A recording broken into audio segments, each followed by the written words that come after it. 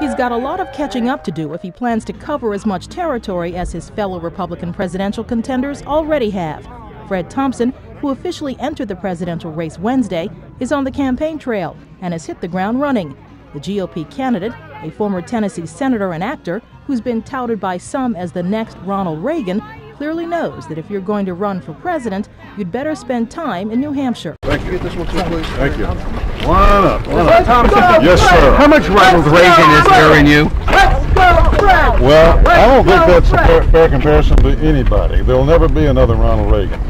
And I don't see one in the mirror when I shave every morning. Is there more Ronald Reagan in you than any other Republican candidate who's running right now? Well, you know, the only comparison I like with regard to Ronald Reagan, which nobody can live up to, is that he was so believable.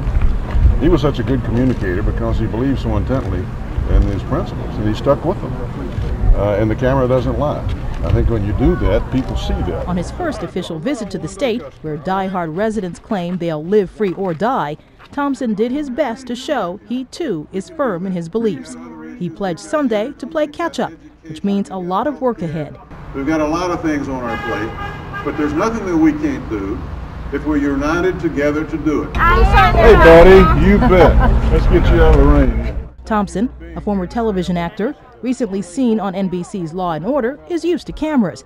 And as you can see, there were plenty of them here, giving the GOP presidential hopeful plenty of exposure and time in the national spotlight. Fred Thompson faces some obstacles in states like New Hampshire that vote early in the presidential primary process.